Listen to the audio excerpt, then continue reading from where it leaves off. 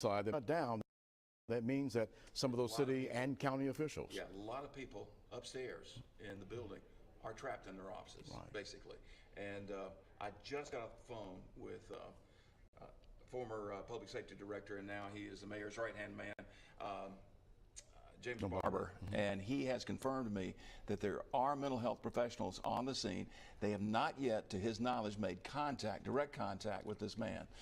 They also say that when officers first approached the car, that they did see blood. Now, whether it's his blood, whether it's someone else's blood, but they believe it is his blood. So can we confirm that he's wounded? You know, that's still up in the air until they can get a little closer. But they believe that he is wounded. Whether it's self-inflicted or came from an outside source, we don't know. And also, they've been trying to get the guy to give him his cell phone number so they can talk with him directly. And Chief Barber said that so far he has been uncooperative.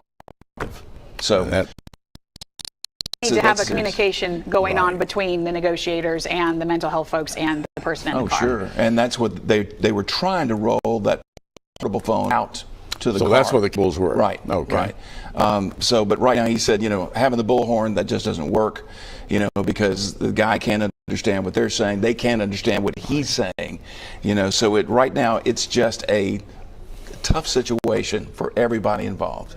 Absolutely. It is indeed. I'm glad we've got the perspectives for you, or you can continue to cover this both from the east and west of the incident, and we can see the gray Honda there, right there.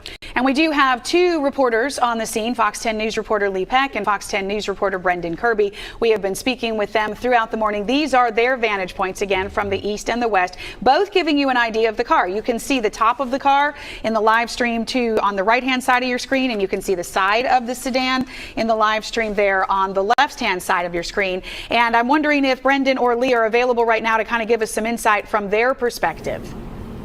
All right, Lee, we understand that was a portable phone they were rolling out from where you were. You also saw what looked like some robotic equipment, so it looks like making some movements forward to try to communicate.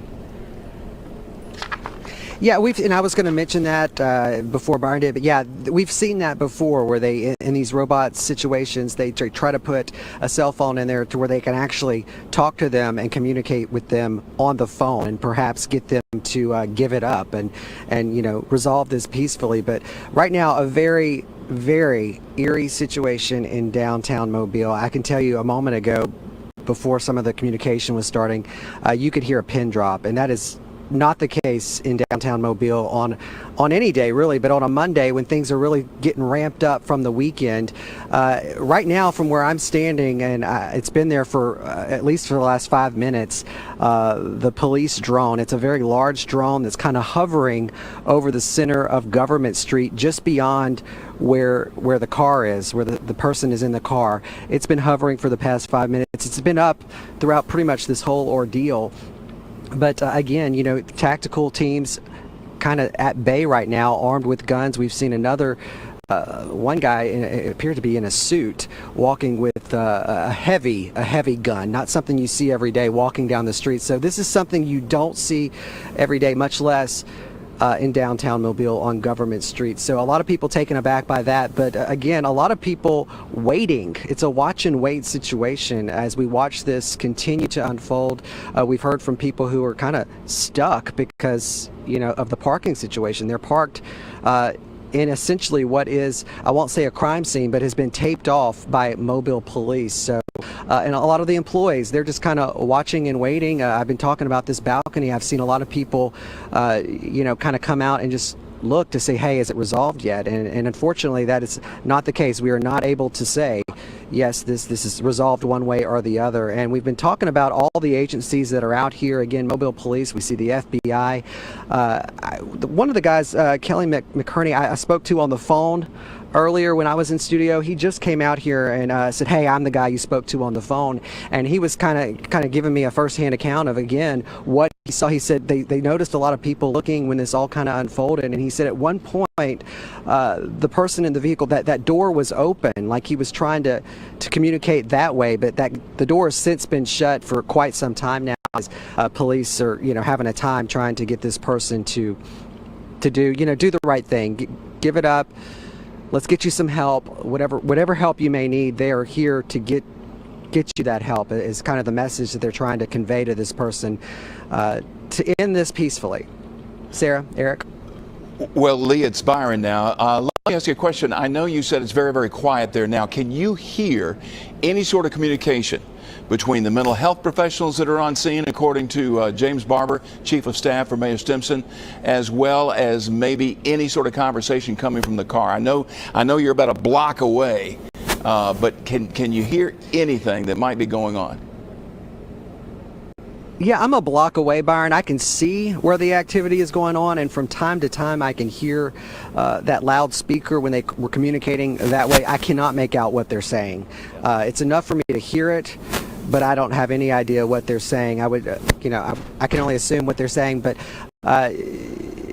it's tense. It's quiet. We did hear, I can hear the church bells from my house oftentimes, but not this loud from where we're standing now at noon.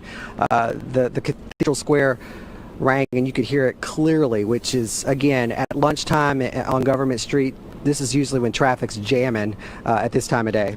Well, it's a very, very busy Monday normally.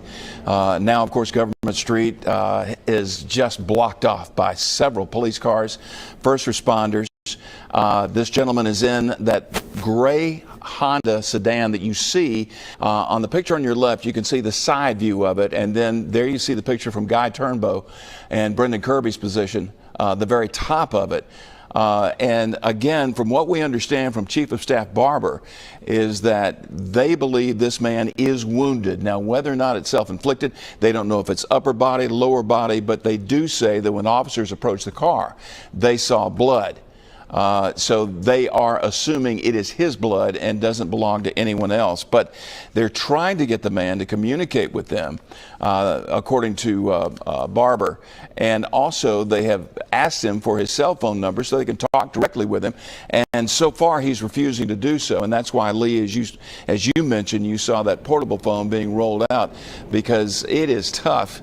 I've been in situations like this before, when you've got a loudspeaker, a bullhorn. It's just hard to communicate, especially if someone does not want to communicate with you. So right now, police are working to set up some sort of communication with this man because, as Chief Barber told me, there are mental health professionals on the scene ready to talk with this man when he is ready to talk. But right now, it's wait. It's just waiting for everybody involved. Oh, you're parked over here. We had to run out the courtroom. We thought the guy was. Is that a witness that you're talking with, Lee? People were coming up the stairs saying something. Are you talking to me? Yeah. We're kind of live right now. I guess tell me, you were in court, and what happened when you were in there? We just heard commotion saying somebody was out with a gun. We didn't know they were coming in or outside, so we just ran to the back door. We ran. They wouldn't let us out this door, so we had to take the back door to get out. Yeah, we've confirmed that nobody was ever inside Government Plaza, but the situation as it unfolded, it was pretty scary because people didn't know at that time. No, we was in there because I was in court with my son. Okay. So when we come downstairs, we just heard people saying he was out with a gun, so we started to the door. We tried to get out the front door, but they wouldn't let us get out, so we had to go to the back door to get out. And now you're one of those people, we've heard from a lot of people who are kind of stuck downtown because they're where they're parked. Our car parked directly behind that car. Your car is behind the person. Directly behind it, the white car. And you were telling me you're concerned about the person's safety, but you're also concerned about your car. Yeah, our safety, because we down here look like we're not safe nowhere. Somebody right outside the courtroom with a gun. Yeah, we're not safe. I think the situation right now is contained. It's not resolved. The person who they were talking about is inside the car in front of your car right now. They're trying to get that person to come out, put the gun down. But just talk about the situation that you're in right now. You are stuck down here. Yes, we've been here all day long since this morning. It's been going on. There's been different stuff said. 1 minute they said somebody was in the car shot, and we just don't know. Yeah. All right, well, thank you so much for your perspective. Again, that's just another person who was at Government Plaza on a Monday morning trying to get something resolved in court when all of this unfolded. Again, it was a scary situation. There was a lot of chaos. There was a lot of unknown questions. We have confirmed, though, with police that at no point was anyone inside Government Plaza. Again, this person appears to be injured. They are in their own vehicle, kind of held up there.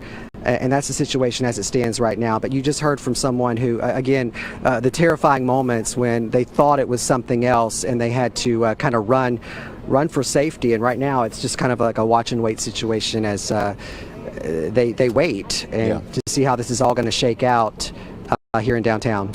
We're coming up on 12:30. This incident has been going on for at least 2.5 hours. We this morning, a man in a gray sedan and parked there. He's parked on the north side of Government Street, right there in front of the Hargrove building, the old part of that Hargrove building that was once part of the old Fox 10 building there at 210 Government Street. He's parked between Conception and Joachim Street. And again, police were first told that the man was wounded, needed help. When they approached the car, the man apparently pulled a gun, pointed it at his head, then his throat, and they backed away. But before they backed away, according to Chief Barber, they noticed blood in the car. And they believe that the man is wounded. So this has been going on for about 2.5 hours now, a standoff between the man in that gray car that you see right there on your screen and police. And right now, police officers just covering the entire block with first responders on scene as well. Brenda Kirby's also downtown with us as well with Guy Turnbow. Robert Brown is with Lee Peck. Brenda, I want to bring you in right now. Tell me what you can see from your perspective.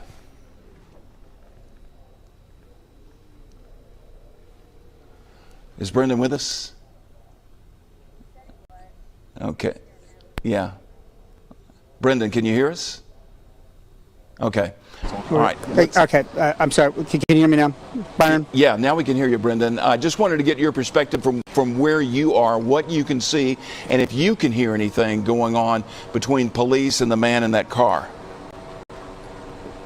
Well, we see the same thing that you all have been seeing, just from a slightly higher perspective, and we can hear occasionally the loudspeaker attempts at communication. You all have been making a great point about trying to get a cell phone to him, because that would be ideal, is to be able to establish a two-way communication with him. Obviously, if you're just shouting through a loudspeaker, it's one way.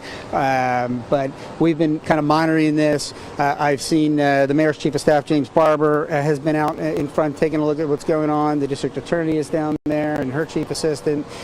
So there's a heavy police presence and a heavy presence really from the city overall. We're going to try to talk to the District Attorney coming up in just a bit, but that's what we.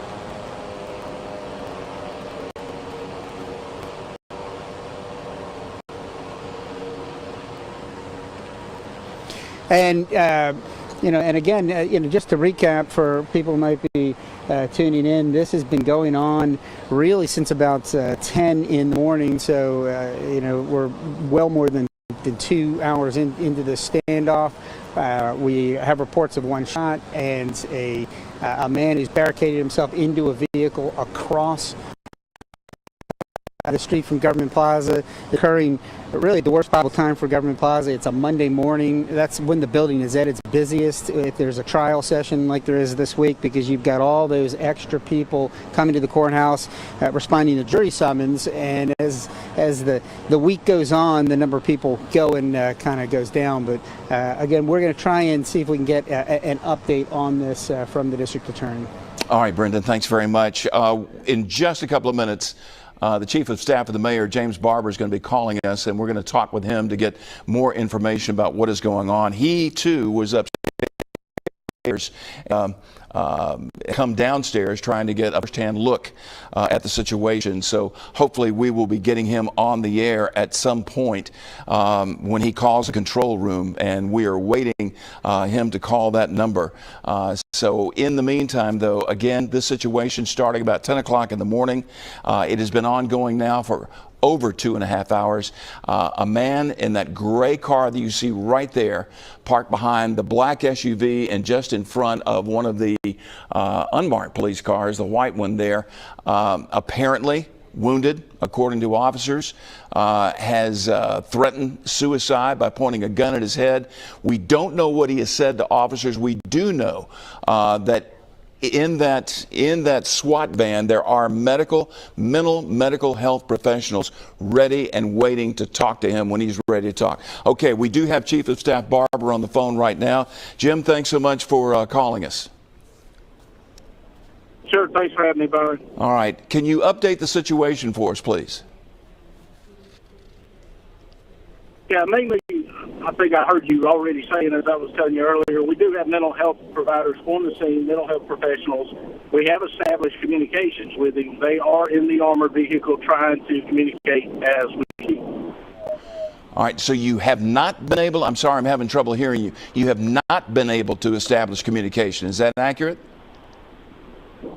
No, we have. We had some difficulty early on with him cooperating with us, but we have established communications with him now. And we do have mental health professionals in the armored vehicle trying to talk to him. Okay. What is his state of mind? Have you heard from the officers there? What is his state of mind? You know, it's difficult for me to say. I mean, it's been largely uncooperative at this point. But again, trying to get some mental health professionals to see if we can't break through to him and get him to put down his weapon and come out of the car. And as you told me earlier, when officers did approach the car after the call came in that someone may be wounded in a car, that when they approached the car, they did see blood in that sedan. Is that accurate? Right. The original call, I believe, is that there was one shot. When they originally approached the car, they did see what they would appear to be blood on the suspect. They did not see anything else. That's when the firearm was presented, and that's when they pulled back. Right. I know that you've been in so many of these situations yourself as a police officer, as police director, as safety director. Time is on your side. Is that accurate? Yes, considering this isn't a hostage situation, the only person that at least threatened at this point, he's threatened himself. And so time is on our side. Plus, it's been our experience that the more time we can put being patient, that the better chance we have of resolving this peacefully. Okay, so we do know, as you mentioned, the mental health professionals are in contact with this man right now. Do we know how badly wounded he is, upper body, lower body? Have they been able to ascertain that? They have not been able to ascertain. And again, we can't say that he is actually wounded, only that there appeared to be what they believe to be blood on him as they approached. So, again, we've not been able to get close enough to make a determination. Okay. But trying to establish communication and getting him to talk is the ideal way of handling this right now. All right. All right. James Barber, Chief of Staff, Mayor Stimson, thank you so much. Hopefully we'll be getting back to you as this is resolved in a peaceful situation, but we want to make sure we'll be able to talk with you again very, very soon. Okay. Chief of Staff James Barber just updating us on the situation. They have now been able to establish communication with the man in the car, and that health professionals are talking with him. Chief Barber did not, really want to talk about the man's state of mind right now, how he is responding to the medical professionals, the mental health professionals. But we do know at long last they have a contact with him so that they can talk with him and hopefully resolve the situation. Now, we were told earlier that the man was wounded. Chief Barber kind of backed off that a little bit, just said that there was blood visible in the car when the officers walked to the car, when they first got the call about a possible man being wounded in a car there on Government Street. But he's walked that back a little bit, so we're going to hold off on that for right now. But blood was visible. He did confirm that. Now, whether or not that is the man's blood or someone else's blood, right now we're not sure. But we do know that the man is now talking with mental health professionals, and they've finally been able to establish communication because according to Chief Barber, that for a while there the man was very uncooperative, did not want to talk with anyone. But as we mentioned, just after 10 o'clock, the call came in. Officers approached that gray Honda that you see right there on your screen. You can see the side of it on the left view facing I believe westbound on Government Street. And then as we pan over, you can see the SWAT trucks. I believe the medical, look at that. That is some sort of obviously robotic device. Don't know if that was used to take a portable phone to the man in the car. Don't know if there is equipped with cameras. I'm sure it has a camera on it to maybe try to get a view inside the car. But we know that in that van right there, there are mental health professionals that are talking with that man in the gray car right now. Lee Peck is standing by live for us right around Conception Street on the east side, down the east side of Government Street there. Lee, what do you got for us? Yeah, Byron, as you were talking about it live, I'm listening to you. Obviously, I was seeing that robot cross the street, that equipment. It's made its way, appears from the suspect vehicle back to where officers are behind that tactical unit. About I don't know, maybe 10 or so officers in tactical gear, armed. That robot kind of rolled up where they are, and it's still kind of rolling a little bit on the side of the street. Yeah, I'm not sure. It almost looks like those little equipment, those little mowers that can kind of hover over your yard to mow your yard when you're not there. That's about the size of it. And somebody just picked it up, so I'm not sure what they were doing with that right there. But again, there hasn't been a lot of activity in terms of what we're seeing since we last talked to you, and it's good to hear from Public Safety Director James Barber about them establishing communication. That is a good sign and hopefully a turning point in all of this. Everybody just kind of waiting. We have seen a couple of the tactical officials who were kind of standing closer to where we were kind of crossed the street a minute ago. 3 or 4 of them crossed the street, didn't go beyond kind of where they were, but I'm not sure what was happening there. But again, the drone has made an appearance back over Government Street, kind of hovering as we all wait. Lee, is it hovering right over? It's a watch and wait situation. Yeah, I'm sorry. Is it hovering right over the scene, or is it on Joachim Street at Government, or where is it exactly that it's hovering to get that bird's eye view that it wants? It's kind of remained in the same spot. Okay. It's not directly over what's taking place. It's kind of just beyond Joachim. Okay. So it's hovering. It's a large drone. I can make it out from where I'm seeing it, about at least 2.5 blocks away, and it's been there for the better part of the morning. It kind of comes and goes, but it's been back there for a good bit, kind of in the middle of the street, just hovering, kind of getting this bird's eye perspective of this negotiation that is going on between Mobile Police, the mental illness folks, and this person who is in the Honda. Well, as Chief Barber, as he and I were talking, and I asked him, I said, hey, the longer this thing goes, the better. Time is on the side of the negotiators. And he said, absolutely, because this is not a hostage situation, that they feel like that just getting the guy to talk and to start talking to them, that hopefully they can resolve this. And it doesn't matter how long it takes. They just want to make sure that this thing ends and is resolved peacefully with no one else being hurt. He kind of backtracked on the man inside the gray vehicle being wounded. As we said, the officers that approached the vehicle initially, sometime around 10 o'clock this morning, when there was a report of a man being shot, and the man was inside a gray vehicle across from Government Plaza on the north side of Government Street there, in between Conception and Joachim Street. When they approached the vehicle, the man initially put a gun to his head, then put it to his throat. They were able to get close enough to observe blood in the car or on the car. So for right now, that's all we know about the situation, other than the fact that they have finally been able to establish communication. According to Chief Barber and a couple of other people that we talked with that were on the scene, that the man was not very cooperative in the beginning, but apparently now he is, and mental health professionals are inside one of those SWAT vans that you see parked on Government Street talking with the man. All right, let's go back to Brendan Kirby. Brendan, tell us what you see and what you're hearing right now.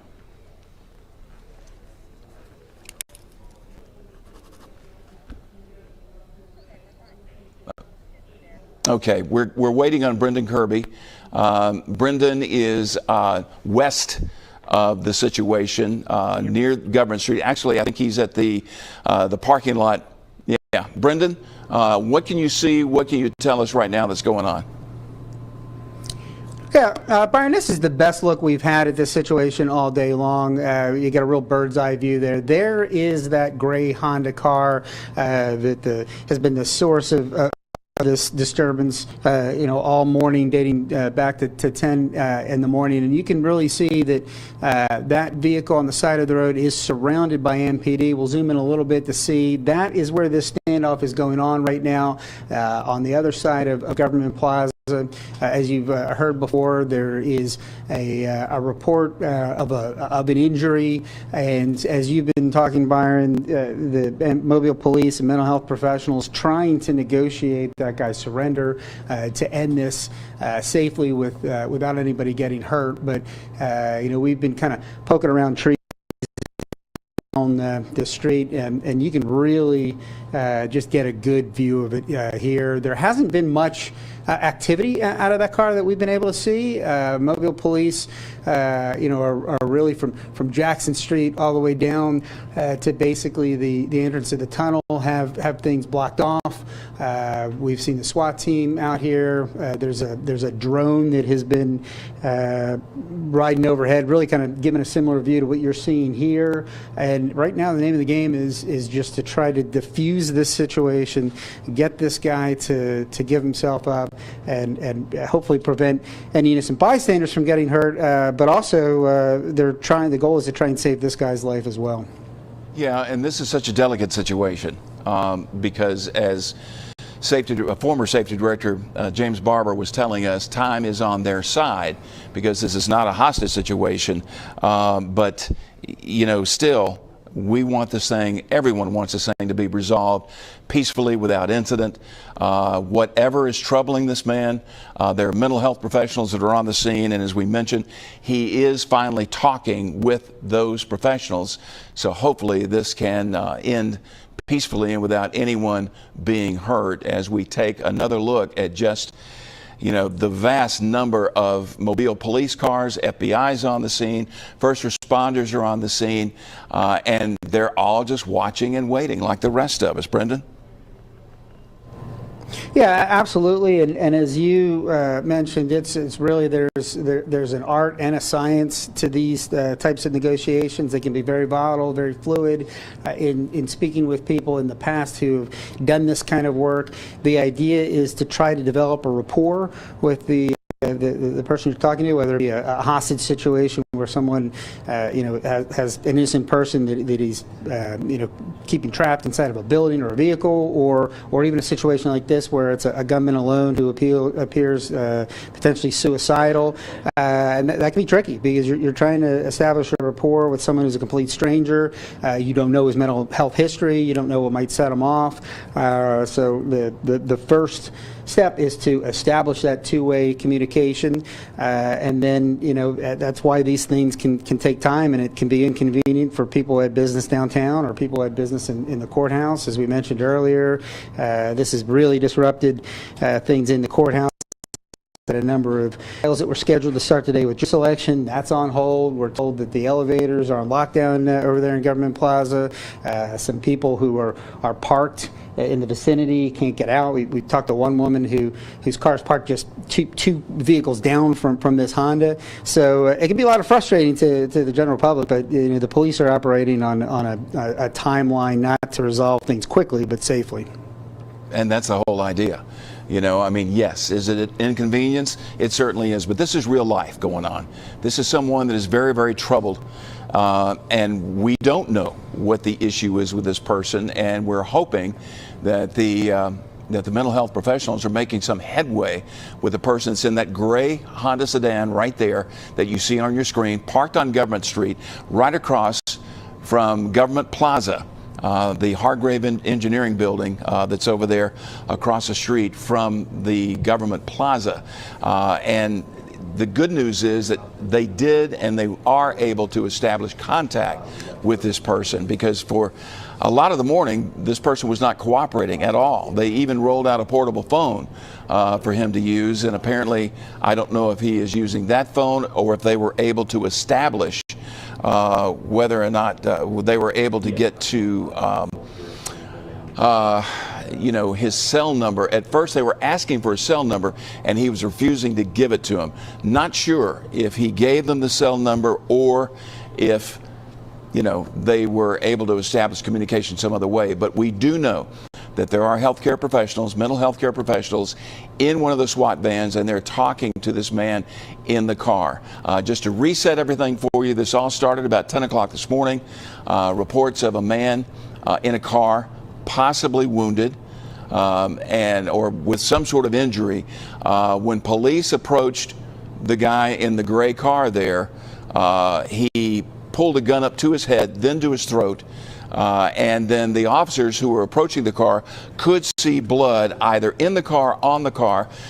It's assumed, as Chief Barber told me, that it is blood from him, maybe somebody else, but right now they're going on the theory that it's his blood, but we don't know if he is wounded. There was word circulating from official sources that he was wounded. Chief Barber walked that back a little bit, so we're trying to determine if indeed the man is wounded. But this all started about 10 o'clock. It's been ongoing now for almost coming up on 10 till 1, about 3 hours now. As police responded quickly, I got several phone calls from different people that were downtown area just saying, what is going on? We're seeing mobile police cars flying down Government Street, just trying to get to wherever they were going. And this is the area, this is the spot right across the street from Government Plaza where this man is apparently threatening suicide, but is talking with mental health professionals. So that is the good news. That is the good news. And as Chief Barber told me, time is on the officer's side.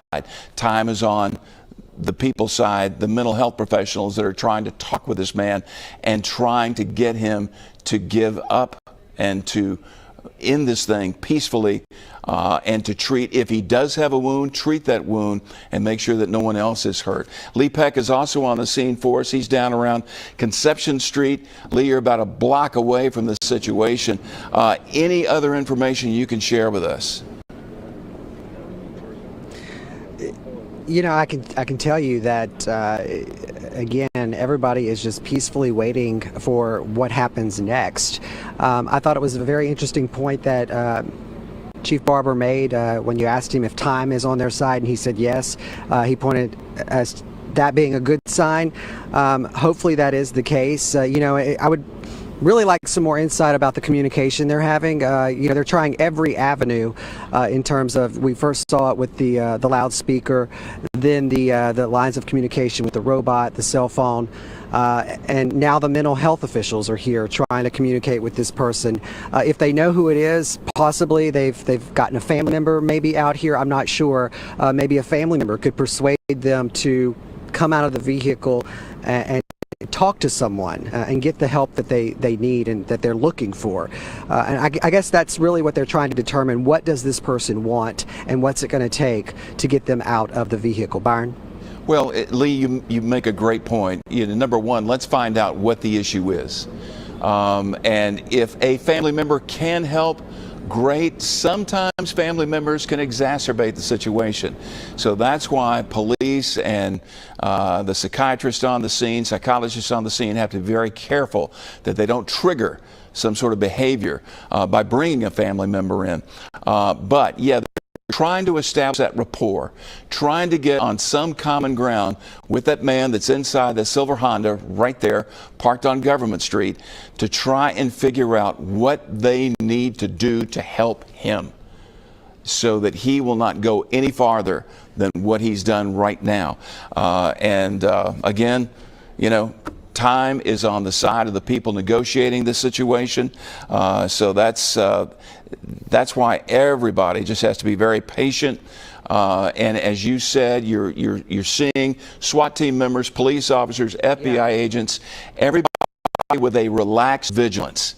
I guess that's the best way to describe it. A relaxed vigilance, keeping an eye on that gray sedan, and praying and hoping that this thing ends peacefully without anyone else being hurt. Brendan Kirby, you're also on the scene for us. You're west, probably, I'm assuming you're around Joachim somewhere, maybe a little farther back than that? Yeah, that's right, Byron. We're kind of got this bird's eye view. We're facing Government Street, kind of looking toward the tunnel. I do want to report a little development. I just got done texting with the presiding circuit judge, Michael Young, Peter. Of course, we mentioned how this has thrown the trial schedule into disarray this morning. He says that the facility is locked down at the request of law enforcement officers. They shut the elevators down, and he says that they are going to begin releasing jurors on the south side of the building, keep them away from any of this. But this pretty much shoots the day in terms of jury trials that were scheduled to start at Government Plaza. The plan now is just to bring all those folks back tomorrow morning, and they'll start fresh with jury selection, and the Tuesday will be more or less what Mondays are usually like. Brendan, let me ask you, from that vantage point, did you see that robot? How close did it get to the vehicle where the man is inside that silver car, or did it get close at all? Were you able to even see that when it happened and what it delivered or possibly delivered? I actually wasn't. Yeah. I wasn't able to see it, actually, and the way we are set up, our photojournalist Guy Turnbow has a much better look at it at any one time. Okay. I kind of have to bend around to be able to see what you're seeing, but this is one of those situations where you all have a much better view of this on TV than I do from here. All right, Brendan, thanks very much. Let's go back to Lee. He does have some information. There's the robot again, moving again. Right up to the car. Lee, you've got a better vantage point. What do you see? Yeah, the robot had been on the side there where the tactical team was. It appeared to have been on the move again. Yeah, it's not in the same place, so I can't really see where it's at right now, but it was moving towards the vehicle where the person is inside of it. Yeah, it is right up against the side of the car. And it appears to me, I can't, looking at the monitors in here, it appears the window is down on that Honda. I don't know if the window has been down. Yeah, that's,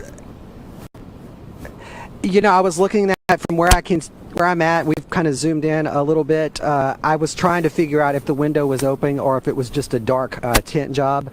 But it appears, yes, it appears as though the window is open. And I'm moving a little bit. Where I'm standing, I can't see the robot anymore. It must have been moving pretty fast across Government Street, because when I started seeing it move from the side of the street, by the time I made it out to the middle, it was already across the street. It's back by the right driver's side tire, and it backed up. All right, there's a hand that's coming out, opening the back door, and someone is reaching down into the robot, and I could not see what they took out of the robot, whether it was a cell phone, whether it was a sandwich. Well, Byron, I can tell you. Yeah. Byron, I can tell you, I just went back over to the camera where Chief Photographer Randy Lowe is, and from what he saw, it was a bottle of water, a bottle of water that they handed to the person in the car. Yeah.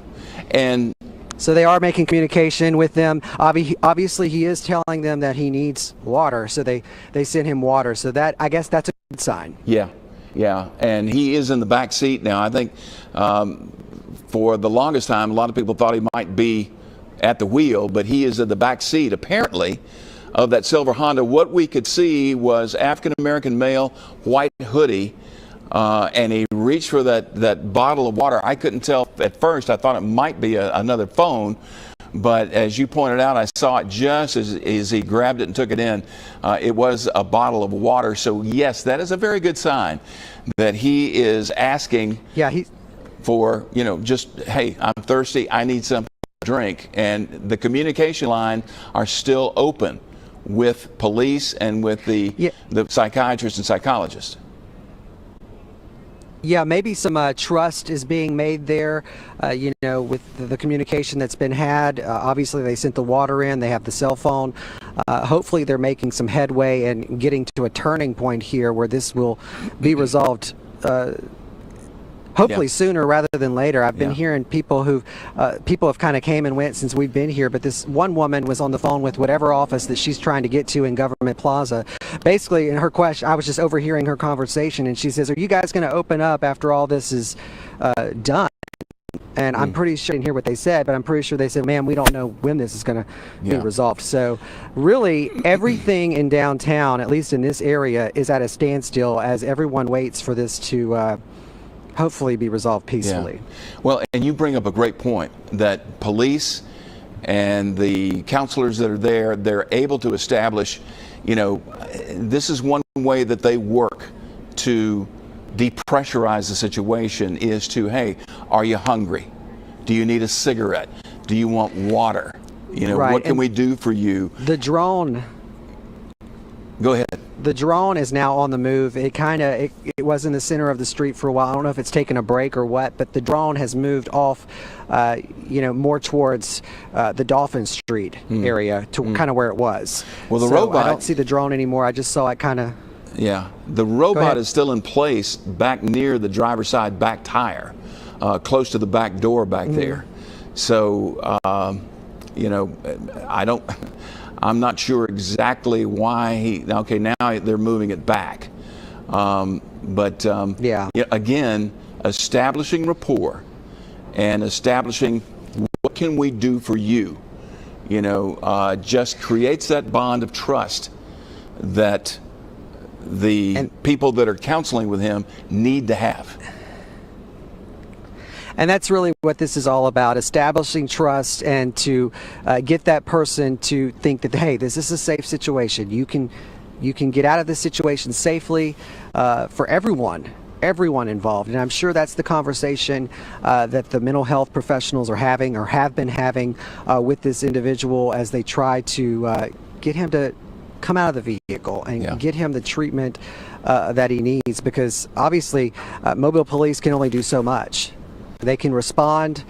They've been trained to deal with the mentally ill, if that is in case what is happening here. But it's the mental health professionals that are really going to make that direct communication and hopefully get this resolved to where they want it. Well, again, like I said, it's just little things sometimes to help establish that bridge of trust so that someone will feel comfortable in saying, okay, I'm coming out of this car and I'm going to surrender to you guys, so we just need to continue to, gain that level of trust. Go ahead, Lee. And it's been a long morning. This all started when I was in the newsroom. I don't even work on Monday, but I was here, and it illustrates kind of what happens. A very peaceful Monday can turn very chaotic very quickly, and breaking news happens.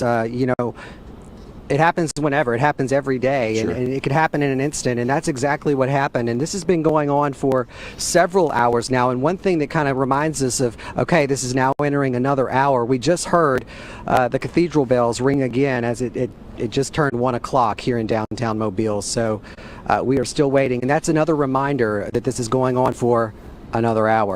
Yeah, this has been ongoing since 10 o'clock this morning, as you mentioned, Lee, and now we're at 1:01 in the afternoon, almost 1:02. So it has been ongoing for approximately 3 hours. And again, there was a report of a man in that silver car that was suffering a gunshot wound or some type of wound.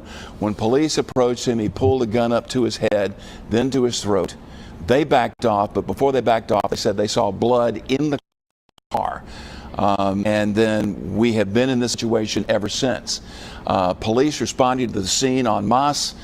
You've got first responders there, you've got SWAT, you've got FBI, you've got a lot of presence there from police and other law enforcement. And as I said before, they're just in just waiting just waiting. And I go back to what Chief Barber said, that time is on their side. In a non-hostage situation, time is on their side. So they're going to wait this thing out, let the counselors do their job. At least the man in the car is now talking. For the longest time, he wasn't talking. He was communicating. He did not want to communicate. And now they're able to communicate with him. Lee, did you have somebody that witnessed there you're going to talk to? 56%.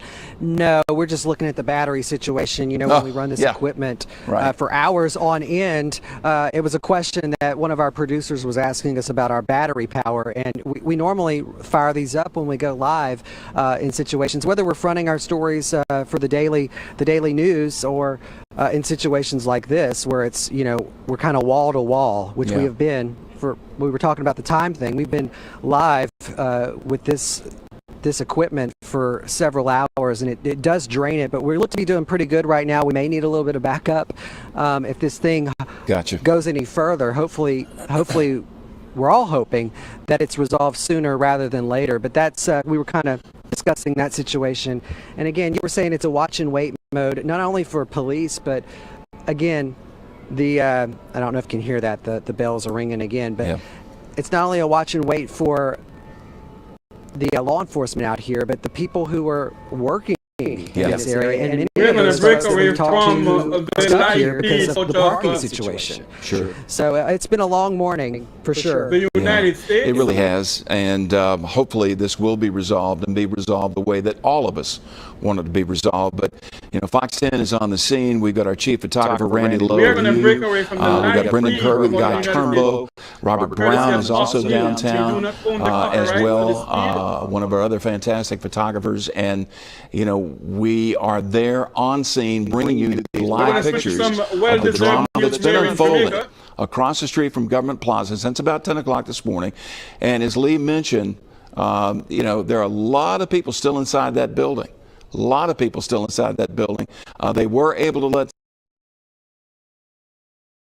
We're going to break away from the light field here, where there is a standoff outside Governor's Plaza in New Mexico.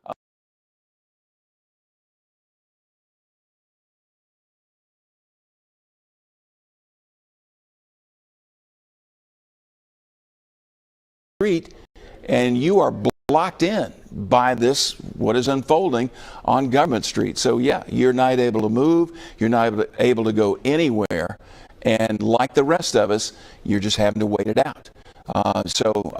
Again, the situation ongoing since 10 o'clock. We're now past 3 hours.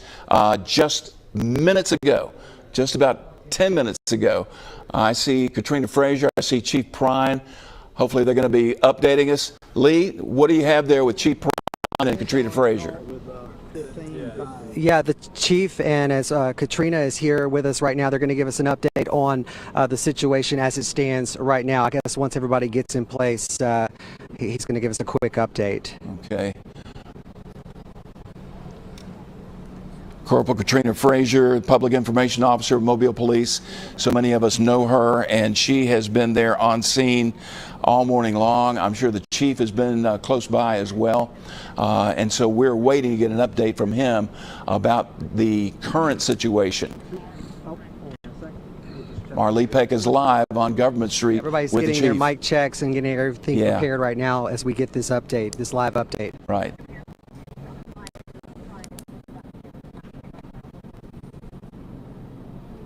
Should be momentarily. All right. Sir, can you tell us anything more about what the situation is right now? Well, right now, as you can imagine, the situation